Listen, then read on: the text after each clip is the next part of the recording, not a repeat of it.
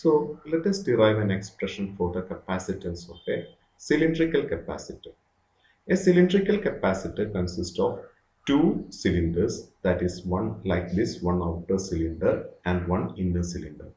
Both of these cylinders have a common axis, I mean this red axis. So they are called coaxial cylinders. Suppose let's take A be the radius of the inner cylinder and B be the radius of the outer cylinder. And before doing anything, let B be the radius of the outer cylinder. Before doing anything, we need to find the electric field in the different regions. First, I have to find the electric field in the region 1. I divide the space between these cylinders into three regions, that is one in the interior of the cylinder, and second one in between these cylinders, and third one in a region outside the outer cylinder. If I take a Gaussian surface in the interior of before that, let's take, let the outer cylinder be charged positive, like this.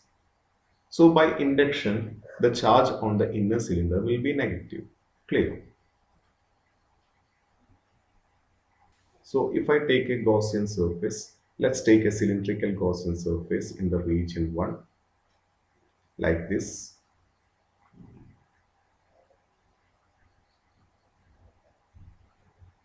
And you'll see that inside this green Gaussian surface, there is no charge inside. So definitely the flux through this cylindrical Gaussian surface is 0, which means electric field in this region is also 0. That is, let me erase this cylinder. That is, there is no electric field in the region, the first region, that is inside the inner cylinder. And if I take a Gaussian surface outside the cylinder, outside the outer cylinder, just like this. Now, what will be the net charge inside this cylindrical Gaussian surface? This green cylindrical Gaussian surface covers the whole cylinder, both of these cylinders.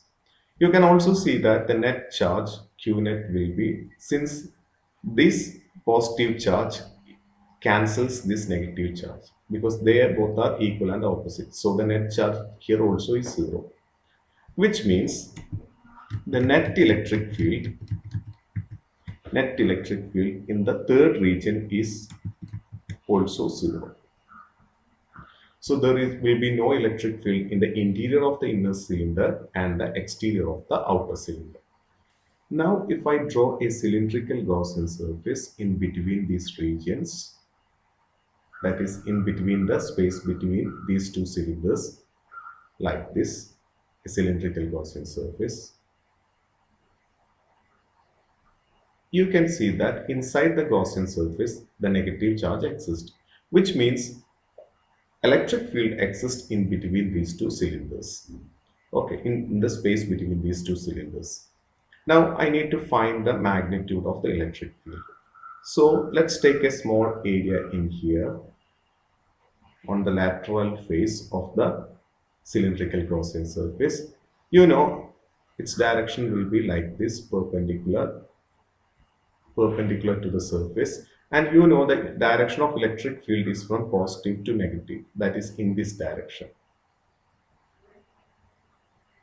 E, that is from positive to negative. Positive to negative will be the direction of electric field. So the electric field is towards the axis. Clearly E and ds are in opposite direction. Now the flux, you don't have to take the upper area, because the direction of the area vector will be perpendicular to the electric field, both on the top of the Gaussian surface and bottom of the Gaussian surface. Clear? So you only have to take the electric field in the horizontal direction. So the electric flux, that is d phi, this through this small area will be E dot ds. From the figure itself, you can see this is the electric field, okay, towards the axis. Now, the d phi will be E ds cos 180. Cos 180 means they are in opposite direction. So d phi is equal to minus EDS, since cos 180 equal to minus 1. Now to get the total flux, we have phi is equal to, you have to integrate this one, minus EDS. Clearly, you can see that electric field is spherically symmetrical.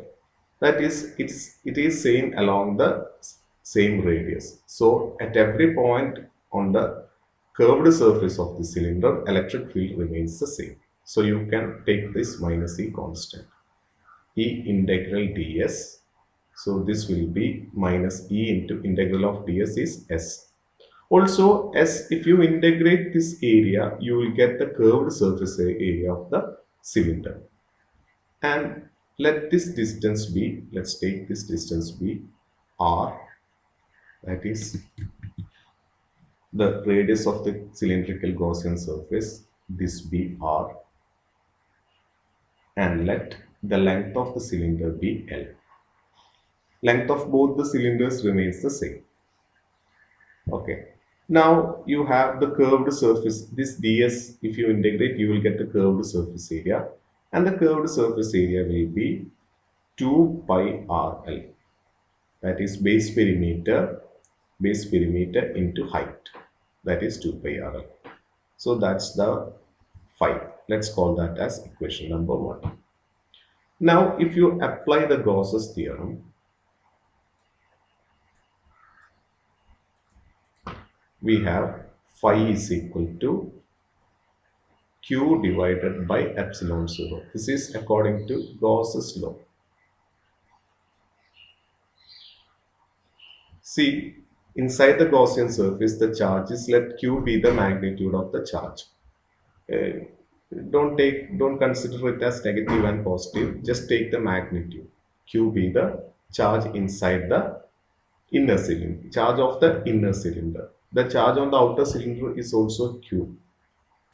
Since the positive charge induces the negative charge, so that the magnitude remains the same. Let's call this as equation number 2. And if you equate 1 and 2, you will get minus E into 2 pi RL equal to Q divided by epsilon 0. Therefore, E will be minus Q divided by 2 pi epsilon 0 RL. Let's call this as equation number 3.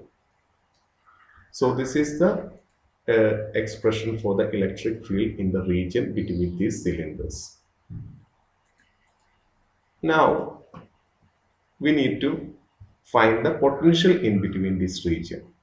You know the relationship between electric field and potential difference, E equal to minus dV by dr.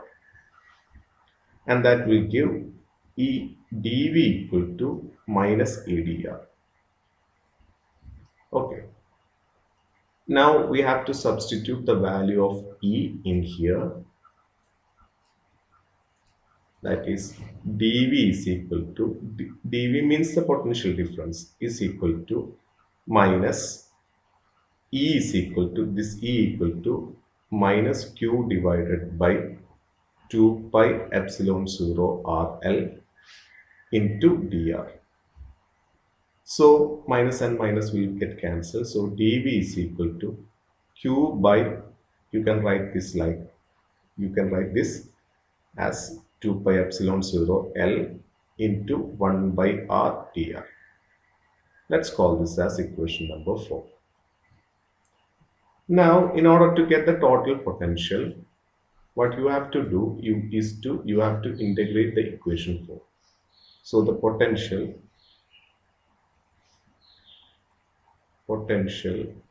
V is equal to integral Q by 2 pi epsilon 0 L into 1 by R dr.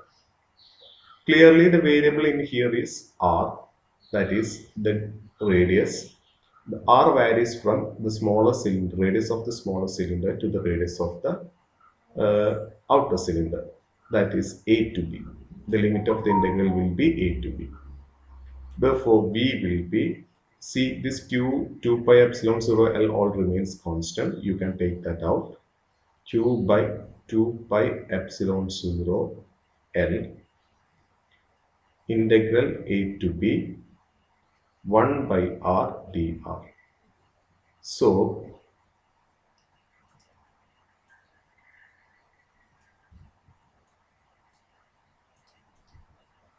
v equal to q by 2 pi epsilon 0 L integral of 1 by r dr will be natural log r within the limit a to b.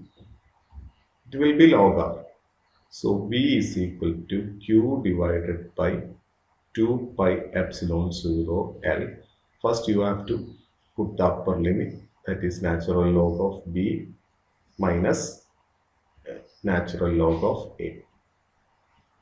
Log a minus log b will be log a minus log b will be log b by a. So v is equal to q by 2 pi epsilon 0 L into natural log b divided by a. Let's call this as equation number 5. Now we know from the definition of capacitance, we have capacitance C will be charge ratio of charge to the potential.